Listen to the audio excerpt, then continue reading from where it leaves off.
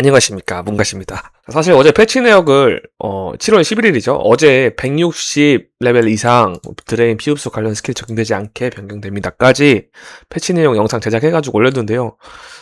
자다님께서 뭔가 열심히 계속 패치를 하시네요. 그래가지고 급하게 추가적 패치 사항 영상 찍고 있습니다. 자, 미터기 명령어가 추가되는데요. 이 미터기가 측정기랑은 좀 다른 개념입니다. 원정대 보스 입장하셔서 미터기 이렇게 치시면 내가 지금 이 보스한테 데미지를 얼마나 넣었고 또 DPS는 얼마나 나오는지 확인할 수 있는 그런 시스템입니다. 기존대로라면 이 미터기에 관련한 사항은 직업 간의 갈등을 조장할 수 있기 때문에 만들지 않겠다고 말씀을 해주셨지만 무기 상수가 전체적으로 변경이 되면서 제작을 해주신 걸로 보이거든요. 그래서 이거에 대한 방향성은 지금은 DPS 그리고 누적 데미지 정도만 확인이 가능한데 세분화해서 표기가 더 가능할지는 지켜봐야 될 부분입니다. 자, 다음입니다.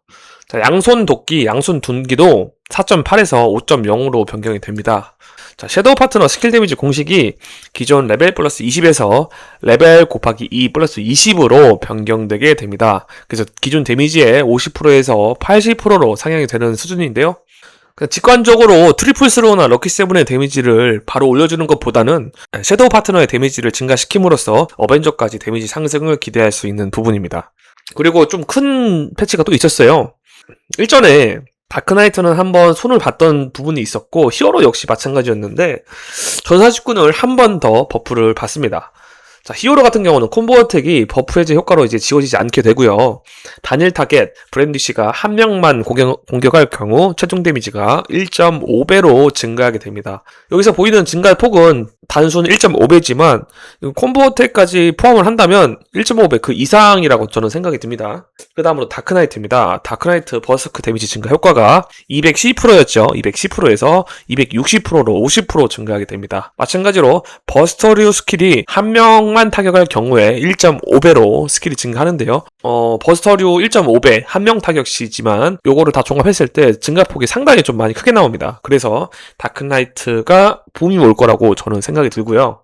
자, 다음 팔라딘입니다. 블래스터 공격 방식이 기존의 580%로 1회만 공격했던 것이 540%로 2회 공격되게 변경됩니다. 그러니까 총 데미지 계산을 해보면 1080%가 되는 건데요. 2배가 조금 안 되는 수치로 대폭 상향이 됩니다. 이거는 좀 기대해볼 만한 데미지 증가 폭일 것 같고요. 다음으로 시프입니다. 메이플 스토리는 최소 무기 상수와 최대 무기 상수가 별도로 존재합니다. 거기서 최대 데미지 무기 상수가 4.0에서 5.0으로 변경된 것이고요. 바이퍼는 순수 8번 공격인 데몰리션이 12번으로 변경되게 됐습니다. 그러니까 스킬 타수만 생각을 하면 50% 증가한 것인데요. 제 개인적인 생각이지만 데몰리션 12타 함과 동시에 후질레이 조금 축소해주는 것도 나쁘지 않을 것 같다. 후질레이를 아예 없애는 거는 조금 많이 사기 같고요. 지금 데미지 들어가는 그 속도에서 한 30% 정도만 더 빨라져도 매우 세지지 않을까 하는 생각이 들고요. 자, 에반입니다. 일루전의 기본 공격력이 130에서 200으로 무려 70이나 버프를 받았습니다.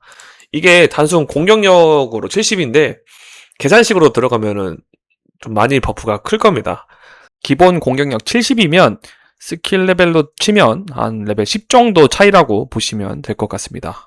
사실 패치는 내용이 바로 제가 어제 동영상 부분 이후에 나왔던 패치들이기 때문에 분량 자체는 굉장히 이제 적은 편이지만 단기간 내로는 굉장히 많은 패치라고 볼 수 있겠죠. 그래서 영상을 찍게 됐고요. 사실 오늘 말씀드리고자 하는 거는 이 패치 내용보다는 제 개인적인 감상과 생각 그리고 의견을 좀 공유해보고자 영상을 찍고 있습니다.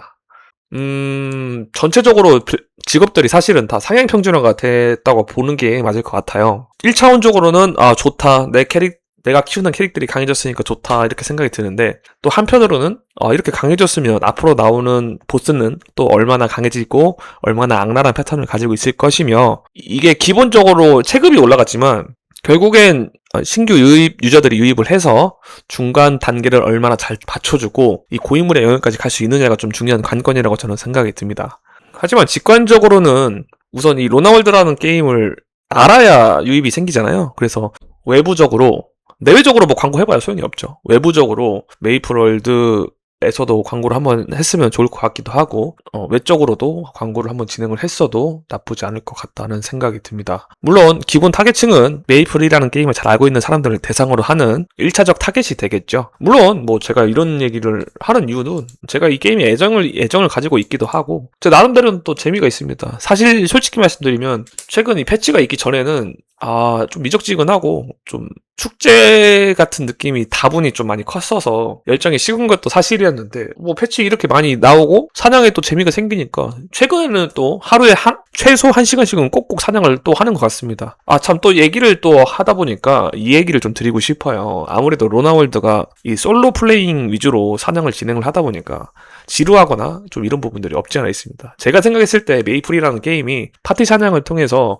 인맥 관계가 좀 형성되는 게 또 재미라고 저는 생각이 들거든요. 요새는 그 결전지죠. 결전지에서 돌아다니다가 한 분이 사냥하고 계시면 그냥 옆에 가서 같이 사냥하자고 파티 사냥하는 이 맛도 저는 제법 쏠쏠하게 있다고 생각이 듭니다. 물론 사냥하느라 채팅은 일절 안 하지만 그래도 그 자체가 저는 또 추억이고 재밌다고 생각이 들기 때문에 좀 이런 부분들을 가져가면서 솔로 플레잉도 같이 겸할 수 있으면서 파티 사냥의 메리트가 조금 더 있는 이런 시스템이 구축이 된다면 저는 매우 긍정적이면서 이 게임을 더 오래 할 수도 있겠다라는 생각이 드는 그런 시점이었습니다. 물론 뭐 장점만 있는 건 아니에요. 아까 말씀드렸던 것처럼 이게 다 상향 평준화가 되고 분명한 단점도 존재합니다. 뭐 게임 내적으로는 사실 제가 봤을 때는 게임성 저는 재밌다고 보고요. 외적으로는 뭐 제가 논하거나 뭐 이렇게 할 그런 사람은 또 아니기 때문에 저는 뭐 네, 재밌게 즐기고 있습니다. 그래서 좀 긍정적이고 다음 패치가 사실 좀 기대가 됩니다.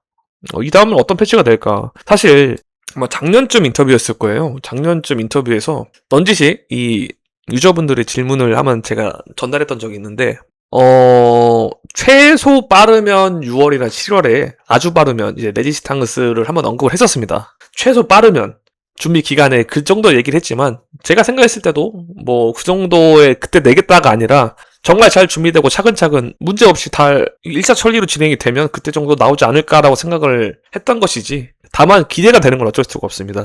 저는 빅뱅 후로 알고 있었거든요. 제가 딱 듀블 나왔을 때 접었어가지고 옛날에 예전 메이플 때 그래 어렸을 때죠. 예.